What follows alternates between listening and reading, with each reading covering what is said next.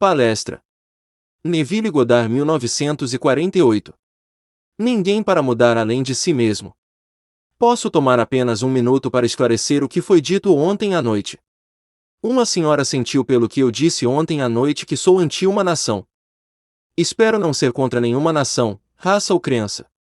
Se por acaso usei uma nação, foi apenas para ilustrar um ponto. O que eu tentei te dizer foi isso: nós nos tornamos o que contemplamos.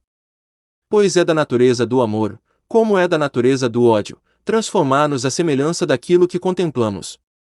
Ontem à noite eu simplesmente li uma notícia para mostrar que quando pensamos que podemos destruir nossa imagem quebrando o espelho, estamos apenas nos enganando.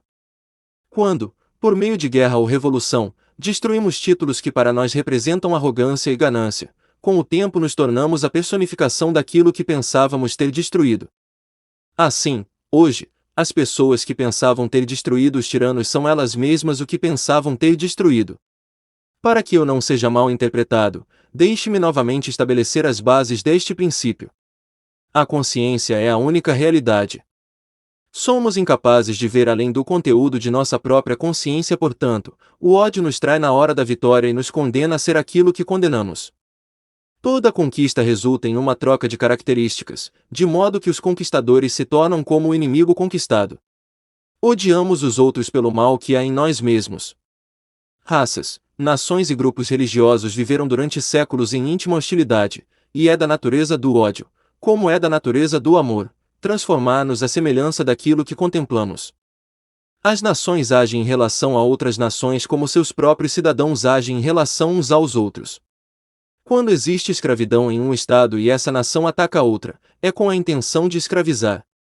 Quando há uma competição econômica feroz entre cidadão e cidadão, então, na guerra com outra nação, o objetivo da guerra é destruir o comércio do inimigo. As guerras de dominação são provocadas pela vontade daqueles que dentro de um estado dominam as fortunas dos demais. Irradiamos o mundo que nos seca pela intensidade de nossa imaginação e sentimento. Mas neste mundo tridimensional de nosso tempo bate devagar. E assim nem sempre observamos a relação do mundo visível com nossa natureza interior. Agora isso é realmente o que eu quis dizer. Achei que tinha dito. Que eu não seja mal interpretado, esse é o meu princípio. Você e eu podemos contemplar um ideal e torná-lo ao nos apaixonarmos por ele. Por outro lado, podemos contemplar algo de que não gostamos de coração e, ao condená-lo, nos tornaremos isso. Mas por causa da lentidão do tempo neste mundo tridimensional, quando nos tornamos o que contemplamos, esquecemos que antigamente nos propusemos adorá-lo ou destruí-lo. A lição desta noite é a pedra angular da Bíblia, então me dê sua atenção. A pergunta mais importante feita na Bíblia será encontrada no capítulo 16 do Evangelho de São Mateus. Como você sabe, todas as histórias da Bíblia são suas histórias, seus personagens vivem apenas na mente do homem. Eles não têm nenhuma referência a qualquer pessoa, que viveu no tempo e no espaço, ou a qualquer evento que tenha ocorrido na Terra. O drama relatado em Mateus se dá dessa maneira. Jesus se volta para seus discípulos e lhes pergunta: quem dizem os homens que eu sou o Filho do Homem? Mateus 16 verso 13. E eles disseram: uns dizem que tu és João Batista, outros, Elias, e outros, Jeremias ou um dos profetas. Ele lhes disse: mas vós, quem dizeis que eu sou? E Simão Pedro respondeu e disse: tu és o Cristo, o Filho do Deus vivo. E Jesus, respondendo, disse-lhe: bem-aventurado és tu, Simão Bar-Jonas, porque não foi carne e sangue que te revelou, mas meu Pai que está nos céus. E eu também te digo que tu és Pedro, e sobre esta pedra edificarei a minha igreja. Mateus 16 versos 14, 18. Jesus voltando-se para seus discípulos é o homem voltando-se para sua mente disciplinada em autocontemplação. Você se pergunta: quem os homens dizem que eu sou? Em nossa linguagem, eu me pergunto o que os homens pensam de mim. Você responde: alguns dizem que João voltou, alguns dizem Elias, outros dizem que Jeremias, e ainda outros um profeta antigo que voltou. É muito lisonjeiro ouvir que você é, ou que se parece, com os grandes homens do passado, mas a razão esclarecida não é escravizada pela opinião pública. Ele está apenas preocupado com a verdade, então se faz outra pergunta: mas quem dizeis que eu sou? Em outras palavras, quem sou eu? Se eu for ousado o suficiente para assumir que sou Cristo Jesus, a resposta virá: Tu és Cristo Jesus. Quando eu puder assumi-lo, senti-lo e vivê-lo com ousadia, direi a mim mesmo: carne e sangue não poderiam ter me dito isso. Mas meu Pai que está nos céus me revelou. Então eu faço desse conceito de eu a rocha sobre a qual estabeleço minha igreja, meu mundo. Se não credes que eu sou ele, morrereis em vossos pecados. João 8 verso 24. Como a consciência é a única realidade, devo assumir que já sou aquilo que desejo ser. Se não acredito que já sou o que quero ser, então permaneço como sou e morro nessa limitação. O homem está sempre procurando algum suporte para se apoiar. Ele está sempre procurando alguma desculpa para justificar o fracasso. Esta revelação não dá ao homem desculpa para o fracasso. Seu conceito de si mesmo é a causa de todas as circunstâncias de sua vida. Todas as mudanças devem primeiro vir de dentro de si mesmo, e se não muda por fora é porque não mudou por dentro. Mas o homem não gosta de sentir que é o único responsável pelas condições de sua vida. Desde então, muitos dos seus discípulos voltaram para trás e não andavam mais com ele. Então disse Jesus aos 12: Ireis vós também? Então Simão Pedro lhe respondeu: Senhor, para quem iremos nós? Tu tens as palavras da vida eterna. João 6 versos 66, 68. Posso não gostar do que acabei de ouvir, que devo me voltar para minha própria consciência como a única realidade, o único fundamento sobre o qual todos os fenômenos podem ser explicados. Era mais fácil viver quando eu podia culpar o outro. Era muito mais fácil viver quando eu podia culpar a sociedade pelos meus males, ou apontar o dedo para o outro lado do mar e culpar outra nação. Era mais fácil viver quando eu podia culpar o clima pela maneira como me sinto. Mas dizer-me que sou a causa de tudo o que me acontece, que estou sempre moldando meu mundo em harmonia com minha natureza interior, é mais do que o homem está disposto a aceitar. Se isso for verdade, para quem eu iria? Se estas são as palavras da vida eterna, devo retornar a elas, mesmo que pareçam tão difíceis de digerir. Quando o homem compreende isso completamente, ele sabe que a opinião pública não importa, pois os homens apenas lhe dizem quem ele é. O comportamento dos homens constantemente me diz quem eu concebi ser. Se eu aceitar este desafio e começar a viver de acordo com ele, finalmente chego ao ponto que é chamado de grande oração da Bíblia. É relatado no capítulo 17 do Evangelho de São João: concluí a obra que me deste para fazer. João 17 verso 4, e agora, ó Pai, glorifica-me contigo mesmo, com a glória que eu tinha contigo antes que o mundo existisse.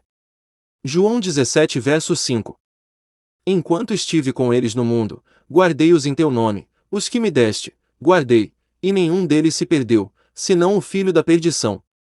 João 17 verso 12. É impossível que algo se perca. Nesta economia divina nada pode ser perdido, nem mesmo pode passar. A pequena flor que floresceu uma vez, floresce para sempre. É invisível para você aqui com seu foco limitado, mas floresce para sempre na dimensão maior de seu ser, e amanhã você o encontrará. Tudo o que você me deu eu guardei em seu nome, e ninguém perdi, exceto o filho da perdição. O filho da perdição significa simplesmente a crença na perda. Filho é um conceito, uma ideia. Perdido é perda. Só perdi verdadeiramente o conceito de perda, pois nada pode ser perdido. Posso descer da esfera onde a própria coisa vive agora, e, à medida que desço em consciência para um nível inferior dentro de mim, ela passa do meu mundo. Eu digo: perdi minha saúde. Perdi minha riqueza. Perdi minha posição na comunidade. Eu perdi a fé. Perdi mil coisas. Mas as coisas em si mesmas, uma vez que foram reais em meu mundo, nunca podem deixar de ser. Eles nunca se tornam irreais com o passar do tempo. Eu, por minha descida em consciência a um nível inferior, faço com que essas coisas desapareçam de minha vista e digo: eles se foram, eles estão acabados no que diz respeito ao meu mundo. Tudo o que eu preciso fazer é ascender ao nível onde eles são eternos, e eles mais uma vez se objetivam e aparecem como realidades dentro do meu mundo. O ponto crucial de todo o capítulo 17 do Evangelho de São João é encontrado no versículo 19. E por eles eu me santifico, para que também eles sejam santificados na verdade. Até então eu pensava que poderia mudar os outros através do esforço. Agora eu sei que não posso mudar o outro a menos que primeiro mude a mim mesmo. Para mudar o outro dentro do meu mundo, devo primeiro mudar meu conceito desse outro, e para fazê-lo melhor eu mudo meu conceito de eu. Pois foi o conceito que eu tinha de eu que me fez ver os outros como eu via. Se eu tivesse um conceito nobre e digno de mim mesmo, nunca teria visto o desagradável nos outros. Em vez de tentar mudar os outros por meio de argumentos e força, deixe-me ascender na consciência a um nível mais alto e eu mudarei automaticamente os outros mudando eu. Não há ninguém para mudar além de si mesmo, esse eu é simplesmente sua percepção, sua consciência e o mundo em que vive é determinado pelo conceito que você tem de si mesmo. É para a consciência que devemos nos voltar como a única realidade. Pois não há uma concepção clara da origem dos fenômenos, exceto que a consciência é tudo e tudo é consciência. Você não precisa de ajudante para lhe trazer o que procura. Não acredite nem por um segundo que estou defendendo a fuga da realidade quando lhe peço que simplesmente assuma que agora você é o homem ou a dama que deseja ser. Se você e eu pudéssemos sentir como seria se fossemos agora o que queremos ser, e vivêssemos nessa atmosfera mental como se fosse real, então, de uma maneira que não sabemos, nossa suposição se tornaria um fato. Isso é tudo o que precisamos fazer para ascender ao nível em que nossa assunção já é uma realidade objetiva e concreta. Eu não preciso mudar nenhum homem, eu me santifico e assim santifico os outros. Para os puros todas as coisas são puras. Nada é imundo em si mesmo. Romanos 14 verso 14. Não há nada impuro em si, mas você, pelo seu conceito de si mesmo, vê as coisas limpas ou impuras. Eu e meu Pai somos um. João 10 verso 30. Se não faço as obras de meu Pai, não me acrediteis. Mas, se o faço, ainda que não creiais em mim, crede nas obras, para que saibais e creiais que o Pai está em mim e eu nele. João 10 versos 37, 38. Ele se fez um com Deus e não achou estranho ou roubo fazer as obras de Deus. Você sempre dá frutos em harmonia com o que você é. É a coisa mais natural do mundo que uma pereira dê peras, uma macieira dê maçãs, e que o homem molde as circunstâncias de sua vida em harmonia com sua natureza interior. Eu sou a videira, vocês são os ramos. João 15 verso 5. Um ramo não tem vida a não ser que esteja enraizado na videira. Tudo o que preciso fazer para mudar o fruto é mudar a videira. Você não tem vida no meu mundo a não ser que eu tenha consciência de você. Você está enraizado em mim, como fruto, você dá testemunho da videira que eu sou. Não há realidade no mundo além da sua consciência. Embora agora você possa parecer o que não quer ser, tudo o que você precisa fazer para mudar isso e provar a mudança pelas circunstâncias em seu mundo é assumir silenciosamente que você é o que agora quer ser, e de uma maneira que você não sabe que se tornará. Não há outra maneira de mudar este mundo. Eu sou o caminho. Meu eu sou, minha consciência é a maneira pela qual mudo meu mundo. À medida que mudo meu conceito de eu, mudo meu mundo. Quando homens e mulheres nos ajudam ou nos atrapalham, eles apenas desempenham o papel que nós, por nosso conceito de eu, escrevemos para eles, e eles o desempenham automaticamente. Eles devem desempenhar os papéis que estão desempenhando porque somos o que somos. Você só mudará o mundo quando se tornar a personificação daquilo que deseja que o mundo seja. Você tem apenas um presente neste mundo que é verdadeiramente seu para dar e esse é você mesmo. A menos que você mesmo seja o que você quer que o mundo seja, você nunca verá isso neste mundo.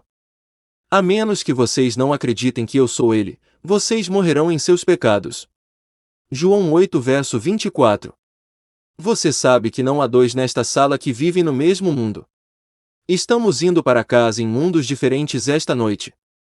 Fechamos nossas portas em mundos totalmente diferentes. Levantamos amanhã e vamos trabalhar, onde nos encontramos e conhecemos outros, mas vivemos em mundos mentais diferentes, mundos físicos diferentes. Só posso dar o que sou, não tenho outro presente para dar. Se eu quero que o mundo seja perfeito, e quem não quer, eu falhei apenas porque eu não sabia que eu nunca poderia vê-lo perfeito até que eu mesmo me tornasse perfeito. Se eu não for perfeito, não posso ver a perfeição, mas no dia em que me tornar isso, embelezarei meu mundo porque eu vejo com meus próprios olhos. Para os puros todas as coisas são puras. Tito 1 verso 15. Ninguém aqui pode me dizer que você ouviu a mesma mensagem em qualquer noite. A única coisa que você deve fazer é ouvir o que eu digo através daquilo que você é. Ele deve ser filtrado através de seus preconceitos, suas superstições e seu conceito de si mesmo. O que quer que você seja, deve vir através disso e ser colorido pelo que você é. Se você está perturbado e gostaria que eu fosse algo diferente do que pareço ser, então você deve ser o que você quer que eu seja. Devemos nos tornar aquilo que queremos que os outros sejam ou nunca os veremos ser. Sua consciência, minha consciência, é a única base verdadeira no mundo.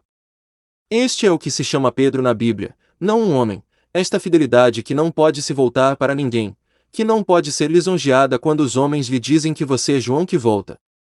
É muito lisonjeiro saber que você é João Batista que voltou, ou o grande profeta Elias, ou Jeremias. Então eu ensurdeço meus ouvidos para essa pequena notícia muito lisonjeira que os homens me dariam e me pergunto, mas, honestamente, quem sou eu? Se eu puder negar as limitações de meu nascimento, meu ambiente e a crença de que sou apenas uma extensão de minha árvore genealógica, e sentir dentro de mim que sou Cristo, e sustentar essa suposição até que ela ocupe um lugar central e forme-a centro da minha energia, farei as obras atribuídas a Jesus. Sem pensamento ou esforço, moldarei um mundo em harmonia com aquela perfeição que assumi e sinto brotar dentro de mim. Quando abro os olhos dos cegos, destaco os ouvidos dos surdos, dou alegria ao luto e beleza às cinzas, então, e só então, estabeleci verdadeiramente esta videira dentro de mim. Isso é o que eu faria automaticamente se estivesse realmente consciente de ser Cristo. Disse desta presença, ele provou que ele era Cristo por suas obras. Nossas alterações ordinárias de consciência, à medida que passamos de um estado para outro, não são transformações, porque cada uma delas é rapidamente sucedida por outra na direção inversa, mas sempre que nossa suposição se torna tão estável a ponto de expulsar definitivamente seus rivais, então esse conceito central habitual define nosso caráter e é uma verdadeira transformação. Jesus, ou razão esclarecida, não viu nada impuro na mulher apanhada em adultério. Ele disse a ela, ninguém te condenou. João 8 verso 10, ela disse, não homem, Senhor. E Jesus lhe disse, nem eu te condeno, vai e não peques mais. João 8 verso 1. Não importa o que seja trazido diante da presença da beleza, ela vê apenas a beleza. Jesus estava tão completamente identificado com o amável que era incapaz de ver o que não era amável. Quando você e eu realmente nos tornarmos conscientes de ser Cristo, nós também endireitaremos os braços dos murchos e ressuscitaremos as esperanças mortas dos homens. Faremos todas as coisas que não podíamos fazer quando nos sentíamos limitados por nossa árvore genealógica. É um passo ousado e não deve ser tomado de ânimo leve, porque fazê-lo é morrer. João, o homem de 3 dimensões é decapitado, ou perde seu foco tridimensional para que Jesus, o ser quadridimensional, possa viver. Qualquer ampliação do nosso conceito de self envolve uma separação um tanto dolorosa com concepções hereditárias fortemente enraizadas. Os ligamentos são fortes que nos mantêm no ventre das limitações convencionais. Tudo o que você acreditava anteriormente, você não acredita mais. Você sabe agora que não há poder fora de sua própria consciência. Portanto, você não pode recorrer a ninguém fora de si mesmo. Você não tem ouvidos para a sugestão de que algo mais tem poder nele. Você sabe que a única realidade é Deus, e Deus é sua própria consciência. Não há outro Deus. Portanto, sobre esta pedra você constrói a igreja eterna e ousadamente assume que você é este ser divino, autogerado porque você ousou se apropriar daquilo que não foi dado a você em seu berço, um conceito de eu não formado no ventre de sua mãe, um conceito de auto concebido fora dos ofícios do homem. A história é lindamente contada na Bíblia usando os 2 filhos de Abraão, um abençoado, Isaque, nascido fora dos ofícios do homem e o outro, Ismael, nascido em cativeiro. Sara era muito velha para gerar um filho, então seu marido Abraão foi até a serva Agar, a peregrina, e ela concebeu o velho e deu à luz um filho chamado Ismael. A mão de Ismael estava contra todo homem e a mão de todo homem contra ele. Toda criança nascida de mulher nasce em cativeiro, nascida em tudo o que seu ambiente representa, independentemente de ser o trono da Inglaterra, a Casa Branca ou qualquer grande lugar do mundo. Cada criança nascida de mulher é personificada como este Ismael, o filho de Agar. Mais adormecido em cada criança está o abençoado Isaque, que nasceu fora dos ofícios do homem, e nasceu somente pela fé. Este segundo filho não tem pai terreno. Ele é autogerado. O que é o segundo nascimento? Eu me encontro homem, não posso voltar ao ventre de minha mãe, e ainda assim devo nascer uma segunda vez. A menos que um homem nasça de novo, ele não pode entrar no reino de Deus. João 3 verso 3. Eu calmamente me aproprio daquilo que nenhum homem pode me dar, nenhuma mulher pode me dar. Atrevo-me a assumir que sou Deus. Isso deve ser de fé, isso deve ser de promessa. Então eu me torno abençoado, eu me torno Isaque.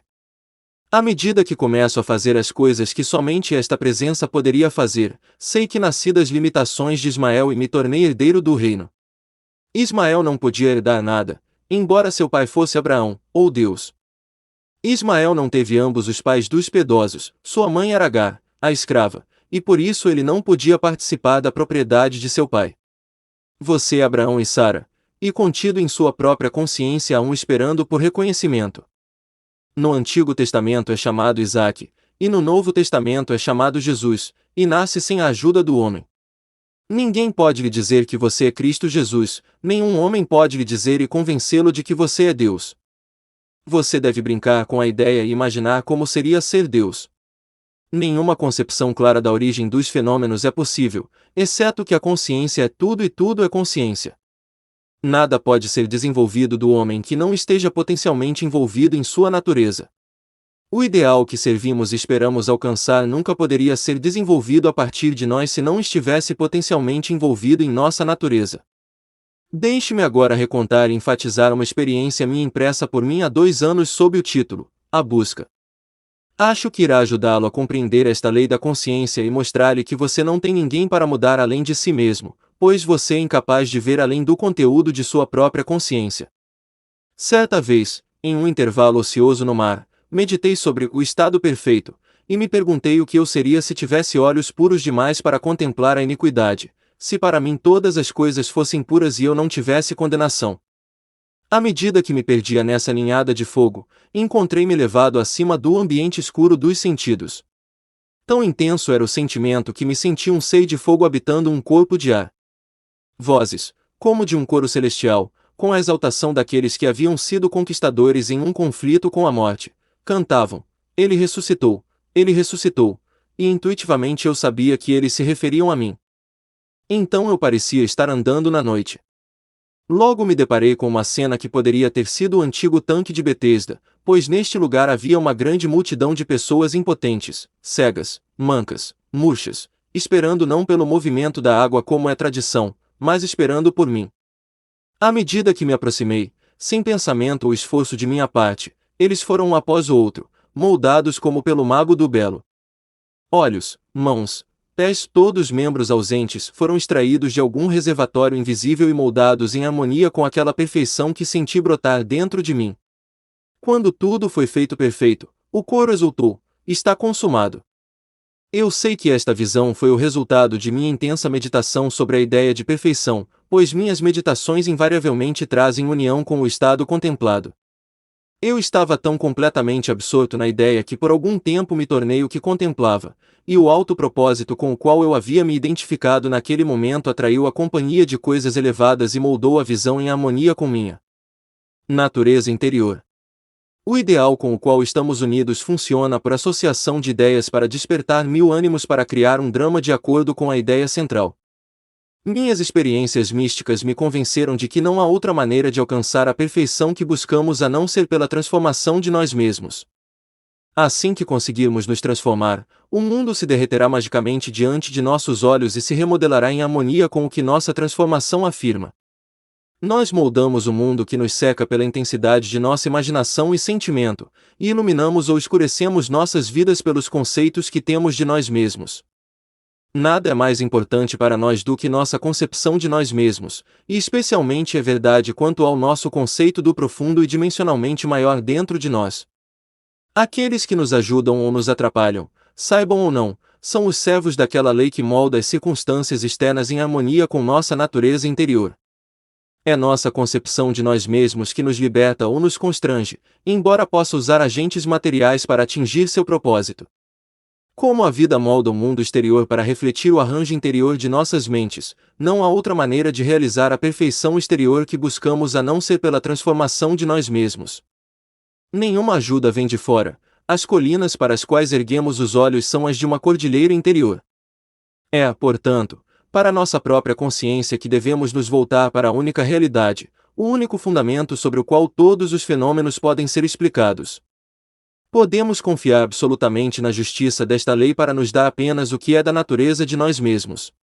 Tentar mudar o mundo antes de mudarmos nosso conceito de nós mesmos é lutar contra a natureza das coisas. Não pode haver mudança externa até que haja primeiro uma mudança interna. Como dentro, assim fora. Não estou defendendo a indiferença filosófica quando sugiro que devemos nos imaginar como aquilo que queremos ser, vivendo em uma atmosfera mental de grandeza, em vez de usar meios e argumentos físicos para realizar as mudanças desejadas. Tudo o que fazemos, desacompanhado de uma mudança de consciência, não passa de um reajuste fútil de superfícies. Por mais que trabalhemos ou lutemos, não podemos receber mais do que nossos conceitos do eu afirmam. Protestar contra qualquer coisa que nos aconteça é protestar contra a lei de nosso ser e nosso governo sobre nosso próprio destino. As circunstâncias de minha vida estão intimamente relacionadas à minha concepção de mim mesmo para não terem sido formadas por meu próprio espírito a partir de algum depósito dimensionalmente maior de meu ser. Se há dor para mim nesses acontecimentos, devo procurar dentro de minha causa, pois sou movido aqui e ali e feito para viver em um mundo em harmonia com meu conceito de mim mesmo. Se fossemos tão excitados emocionalmente com nossas ideias quanto com nossos desgostos, ascenderíamos ao plano de nosso ideal com a mesma facilidade com que agora descemos ao nível de nossos ódios. O amor e o ódio têm um poder mágico de transformação, e por meio de seu exercício crescemos à semelhança do que contemplamos. Pela intensidade do ódio criamos em nós mesmos o caráter que imaginamos em nossos inimigos. As qualidades morrem por falta de atenção, de modo que os estados desagradáveis podem ser apagados imaginando beleza por cinzas e alegria por luto, em vez de ataques diretos ao estado do qual estaríamos livres. Todas as coisas que são amáveis e de boa fama, pensem nessas coisas, pois nos tornamos aquilo com o qual estamos em harmonia. Não há nada para mudar, mas nosso conceito de self. Assim que conseguirmos transformar o eu, nosso mundo se dissolverá e se remodelará em harmonia com o que nossa mudança afirma. Eu, descendo na consciência, produzi a imperfeição que vejo. Na economia divina nada se perde. Não podemos perder nada a não ser descendo na consciência da esfera onde a coisa tem sua vida natural. E agora, ó Pai, glorifica-me contigo mesmo com a glória que eu tinha contigo antes que o mundo existisse. João 17 verso 5. À medida que eu ascendo em consciência, o poder e a glória que eram meus retornam para mim e também direi, terminei o trabalho que me deste para fazer. O trabalho é retornar da minha descida na consciência, do nível em que acreditava ser filho do homem, para a esfera onde sei que sou um com meu Pai e meu Pai é Deus. Sei, sem sombra de dúvida, que não há nada para o homem fazer senão mudar seu próprio conceito de si mesmo para assumir a grandeza e sustentar essa suposição. Se andarmos como se já fossemos o ideal que servimos, subiremos ao nível de nossa suposição e encontraremos um mundo em harmonia com nossa suposição. Não teremos que levantar um dedo para que assim seja, pois já é assim. Sempre foi assim. Você e eu descemos em consciência ao nível em que agora nos encontramos e vemos a imperfeição porque descemos. Quando começamos a ascender enquanto estamos aqui neste mundo tridimensional, descobrimos que nos movemos em um ambiente totalmente diferente, temos círculos de amigos totalmente diferentes e um mundo totalmente diferente enquanto ainda vivemos aqui. Conhecemos o grande mistério da afirmação, estou no mundo, mas não sou dele. Em vez de mudar as coisas, sugiro a todos que se identifiquem com o ideal que contemplam. Como seria o sentimento se você tivesse olhos puros demais para contemplar a iniquidade, se para você todas as coisas fossem puras e você estivesse sem condenação? Contemple o estado ideal e identifique-se com ele e você ascenderá à esfera onde você, como Cristo, tem sua vida natural. Você ainda está naquele estado em que estava antes que o mundo existisse. A única coisa que caiu é o seu conceito de si mesmo. Você vê as partes quebradas que realmente não estão quebradas. Você os está vendo com olhos distorcidos, como se estivesse em uma daquelas peculiares galerias de diversões onde um homem caminha diante de um espelho e é alongado, mas é o mesmo homem. Ou ele olha para outro espelho e está todo grande e gordo. Essas coisas são vistas hoje porque o homem é o que é. Brinque com a ideia de perfeição. Não peça a ninguém para ajudá-lo, mas deixe a oração do capítulo 17 do Evangelho de São João ser sua oração. Aproprie-se do estado que era seu antes que o mundo existisse. Conheça a verdade da afirmação: ninguém perdi, exceto o filho da perdição. Nada está perdido em toda a minha montanha sagrada. A única coisa que você perde é a crença na perda ou no filho da perdição. E por eles eu me santifico, para que também eles sejam santificados pela verdade. João 17 verso 19. Não há ninguém para mudar além de si mesmo. Tudo o que você precisa fazer para tornar os homens e mulheres santos neste mundo é tornar-se santo. Você é incapaz de ver qualquer coisa que seja desagradável quando estabelece com os olhos de sua própria mente o fato de que você é adorável. É muito melhor saber isso do que saber qualquer outra coisa no mundo. É preciso coragem, coragem sem limites, porque muitos nesta noite, depois de ouvir esta verdade, ainda estarão inclinados a culpar os outros por sua situação. O homem acha tão difícil voltar-se para si mesmo, para a sua própria consciência como para a única realidade. Ouça estas palavras. Ninguém pode vir a mim, se o Pai que me enviou não o trouxer. João 6 verso 44. Eu e meu Pai somos um. João 10 verso 30. Um homem não pode receber nada, a menos que lhe seja dado do céu. João 3 verso 27. Por isso meu Pai me ama, porque dou a minha vida para tomá-la novamente.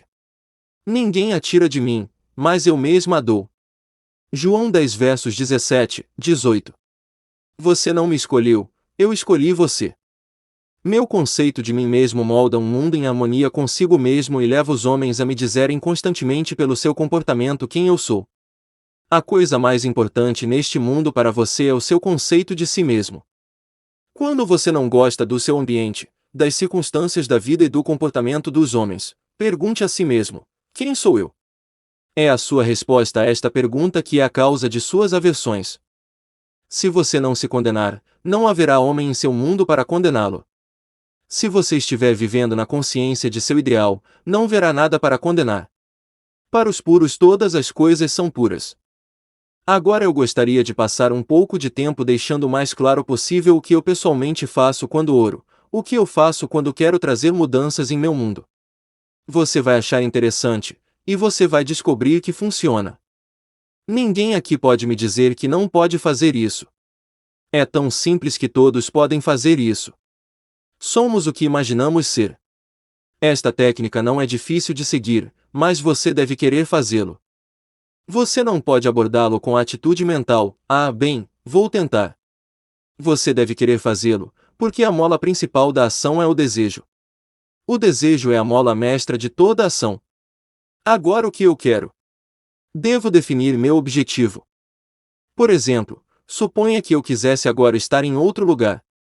Neste exato momento eu realmente desejo estar em outro lugar. Não preciso passar pela porta, não preciso me sentar. Não preciso fazer nada além de ficar onde estou e com os olhos fechados, assumir que estou realmente onde desejo estar. Então permaneço neste estado até que tenha a sensação da realidade. Se eu estivesse agora em outro lugar, não poderia ver o mundo como agora o vejo daqui. O mundo muda em sua relação comigo quando mudo minha posição no espaço. Então eu fico bem aqui, fecho meus olhos e imagino que estou vendo o que eu veria se estivesse lá. Eu permaneço nele tempo suficiente para sentir que é real. Não posso tocar as paredes desta sala daqui, mas quando você fecha os olhos e fica quieto, pode imaginar e sentir que a toca. Você pode ficar onde está e imaginar que está colocando a mão naquela parede. Para provar que você realmente é, coloque-o lá e deslize-o para cima e sinta a madeira. Você pode imaginar que está fazendo isso sem sair do seu lugar. Você pode fazer isso e realmente sentirá-se ficar quieto e intenso o suficiente. Estou onde estou e permito que o mundo que quero ver e entrar fisicamente venha diante de mim como se eu estivesse lá agora. Em outras palavras, trago outro lugar aqui assumindo que estou lá. Está claro? Eu deixo vir à tona, não a faço vir à tona. Eu simplesmente imagino que estou lá e então deixo acontecer. Se eu quiser uma presença física, imagino que ele esteja aqui, e eu o toco. Em toda a Bíblia encontro estas sugestões: ele colocou as mãos sobre eles. Ele os tocou. Se você quer confortar alguém, qual é o sentimento automático? Para colocar sua mão sobre eles, você não pode resistir. Você encontra um amigo e a mão sai automaticamente, ou você aperta a mão ou coloca a mão no ombro dele. Suponha que agora você encontre um amigo que não vê há um ano e ele é um amigo de quem você gosta muito. O que você faria? Você o abraçaria, não é? Ou você colocaria sua mão sobre ele?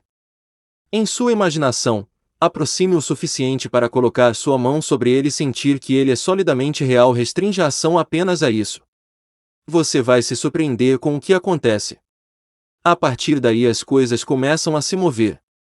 Seu eu dimensionalmente maior inspirará, em todos, as ideias e ações necessárias para colocá-lo em contato físico. Funciona assim.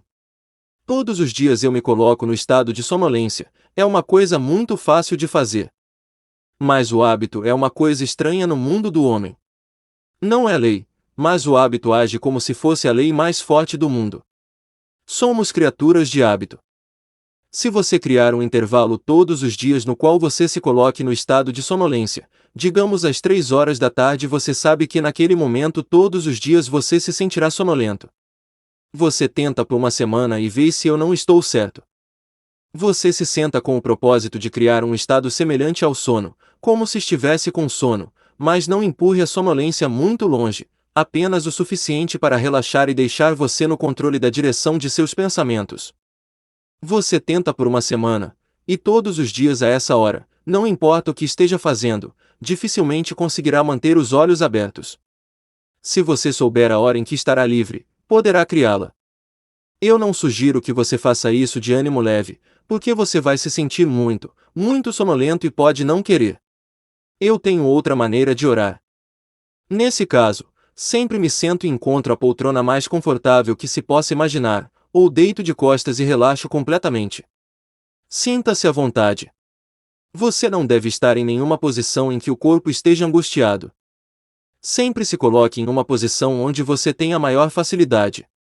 Essa é a primeira etapa. Saber o que você quer é o início da oração. Em segundo lugar, você constrói em sua mente um único pequeno evento que implica que você realizou o seu desejo. Sempre deixo minha mente vagar por muitas coisas que poderiam seguir a oração respondida e escolho uma que provavelmente seguirá a realização do meu desejo. Uma coisinha simples como apertar a mão, abraçar uma pessoa, receber uma carta, passar um cheque, ou o que quer que implique a realização do seu desejo. Depois de ter decidido a ação que implica que seu desejo foi realizado, sente-se em sua bela cadeira confortável ou deite-se de costas, feche os olhos pela simples razão de ajudar a induzir esse estado que beira o sono. No minuto em que você sente esse adorável estado de sonolência, ou a sensação de união reunida, em que você sente eu poderia me mover se quisesse, mas não quero, poderia abrir meus olhos se quisesse, mas não quero. Para. Quando você tem essa sensação, pode ter certeza de que está no estado perfeito para orar com sucesso. Neste sentimento é fácil tocar qualquer coisa neste mundo. Você toma a simples e pequena ação restrita que implica o cumprimento de sua oração e você a sente ou a encena. Seja o que for, você entra na ação como se fosse um ator no papel. Você não se sente e se visualiza fazendo isso. Faz você. Com o corpo imobilizado, você imagina que quanto maior você dentro do corpo físico está saindo dele, que você está realmente realizando a ação proposta. Se você vai andar, imagina que está andando. Não se veja andando, sinta que você está andando. Se você vai subir escadas, sinta que você está subindo as escadas. Não se visualize fazendo isso, sinta-se fazendo isso. Se você for apertar a mão de um homem, não se visualize apertando a mão dele, imagine que seu amigo está diante de você e aperte a mão dele. Mas deixe suas mãos físicas imobilizadas e imagine que sua mão maior, que é sua mão imaginária, está realmente apertando a mão dele. Tudo o que você precisa fazer é imaginar que você está fazendo isso. Você está esticado no tempo, e o que está fazendo, que parece ser um devaneio controlado, é um ato real na dimensão maior do seu ser. Você está realmente encontrando um evento quadridimensional antes de encontrá-lo aqui nas 3 dimensões do espaço, e você não precisa levantar um dedo para fazer esse estado acontecer. Minha terceira maneira de orar é simplesmente me sentir agradecido. Se quero algo, seja para mim ou para outro, imobilizo o corpo físico, então produzo o estado semelhante ao sono e nesse estado apenas me sinto feliz, sinto-me agradecido, o que implica a realização do que quero. Assumo a sensação do desejo realizado e com a mente dominada por essa única sensação vou dormir. Não preciso fazer nada para que seja assim, porque é assim. Meu sentimento do desejo realizado implica que está feito. Todas essas técnicas você pode usar e alterá-las para se adequar ao seu temperamento. Mas devo enfatizar a necessidade de induzir o estado de sonolência onde você pode ficar atento sem esforço. Uma única sensação domina a mente, se você orar com sucesso. Neste sentimento é fácil tocar qualquer coisa neste mundo.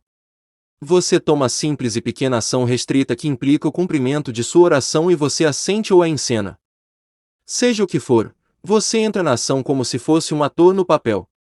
Você não se sente e se visualiza fazendo isso. Faz você.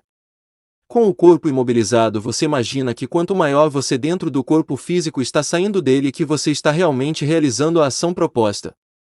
Se você vai andar, imagina que está andando. Não se veja andando, sinta que você está andando. Se você vai subir escadas, sinta que você está subindo as escadas. Não se visualize fazendo isso, sinta-se fazendo isso. Se você for apertar a mão de um homem, não se visualize apertando a mão dele, imagine que seu amigo está diante de você e aperte a mão dele. Mas deixe suas mãos físicas imobilizadas e imagine que sua mão maior, que é sua mão imaginária, está realmente apertando a mão dele. Tudo o que você precisa fazer é imaginar que você está fazendo isso. Você está esticado no tempo, e o que está fazendo, que parece ser um devaneio controlado, é um ato real na dimensão maior do seu ser. Você está realmente encontrando um evento quadridimensional antes de encontrá-lo aqui nas 3 dimensões do espaço, e você não precisa levantar um dedo para fazer esse estado acontecer. Minha terceira maneira de orar é simplesmente me sentir agradecido. Se quero algo, seja para mim ou para outro, imobilizo o corpo físico, então produzo o estado semelhante ao sono e nesse estado apenas me sinto feliz, sinto-me agradecido, o que implica a realização do que quero. Assumo a sensação do desejo realizado e com a mente dominada por essa única sensação vou dormir.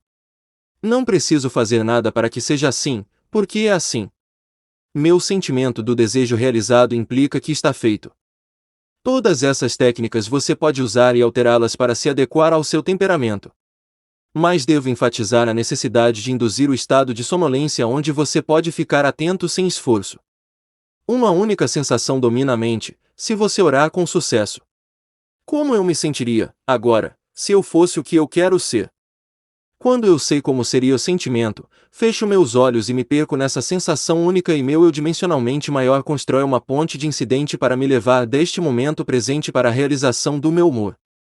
Isso é tudo que você precisa fazer. Mas as pessoas têm o hábito de menosprezar a importância das coisas simples.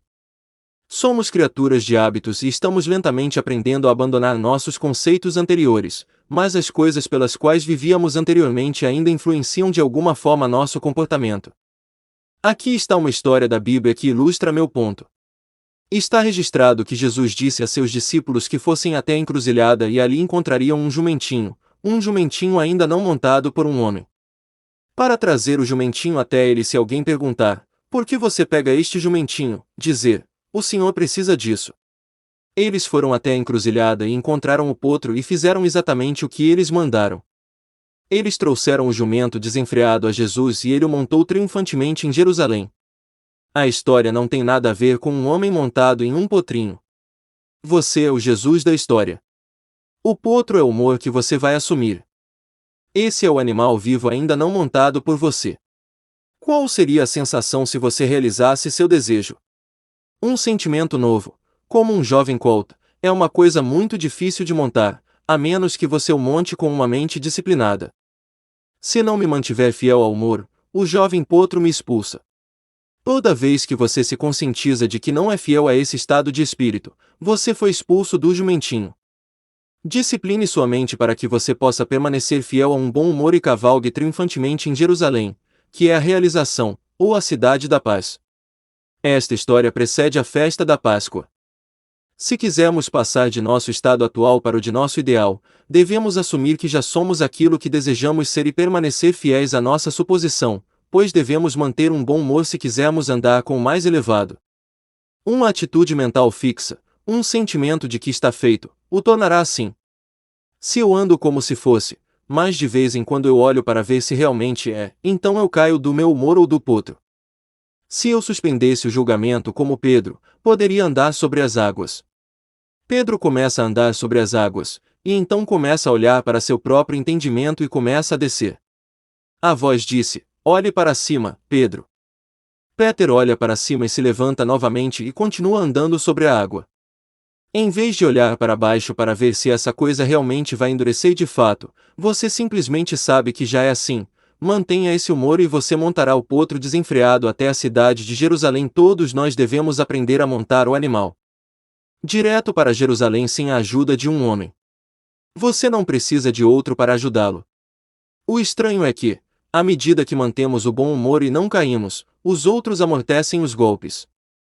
Eles espalham as folhas de palmeira diante de mim para amortecer minha jornada. Eu não tenho que me preocupar. Os choques serão suavizados à medida que eu me mover para a realização do meu desejo. Meu humor elevado desperta nos outros as ideias e ações que tendem à personificação do meu humor. Se você andar fiel a um bom humor, não haverá oposição e nem competição. A prova de um professor, ou de um ensinamento, deve ser encontrada na fidelidade do ensinado. Estou saindo daqui no domingo à noite. Permaneça fiel a esta instrução. Se você procurar causas fora da consciência do homem, então eu não o convenci da realidade da consciência. Se você procurar desculpas para o fracasso, sempre as encontrará, pois encontrará o que procura. Se você procurar uma desculpa para o fracasso, você a encontrará nas estrelas, nos números, na xícara de chá ou em qualquer lugar. A desculpa não estará lá, mas você a encontrará para justificar seu fracasso. Homens e mulheres profissionais e de negócios bem-sucedidos sabem que essa lei funciona. Você não o encontrará em grupos de fofocas, mas o encontrará em corações corajosos. A jornada eterna do homem tem um propósito: revelar o Pai. Ele vem para tornar visível seu Pai. E seu Pai se torna visível em todas as coisas amáveis deste mundo. Todas as coisas que são amáveis, que são de boa fama, montam essas coisas, e não tem tempo para o que não é amável neste mundo, não importa o que seja. Permaneça fiel ao conhecimento de que sua consciência, seu eu sou, sua consciência de estar ciente da única realidade. É a rocha sobre a qual todos os fenômenos podem ser explicados. Não há explicação fora disso. Não conheço nenhuma concepção clara da origem dos fenômenos, exceto que a consciência é tudo e tudo é consciência. Aquilo que você procura já está alojado dentro de você. Se não fosse agora dentro de você, a eternidade não poderia desenvolvê-lo. Nenhuma extensão de tempo seria longa o suficiente para evoluir o que não está potencialmente envolvido em você.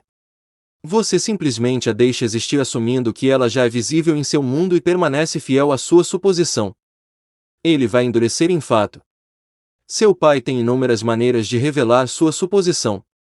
Fixe isso em sua mente e lembre-se sempre: uma suposição, embora falsa, se mantida, se tornará um fato.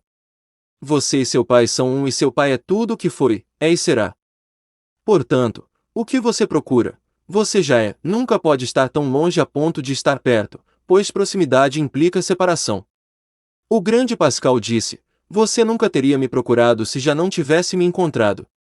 O que você deseja agora você já tem e você o procura apenas porque você já o encontrou. Você o encontrou na forma de desejo. É tão real na forma de desejo quanto será para seus órgãos corporais.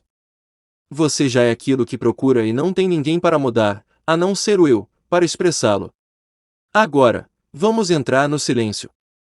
Gratidão. Se gostou, deixe seu like e ative o sininho das notificações.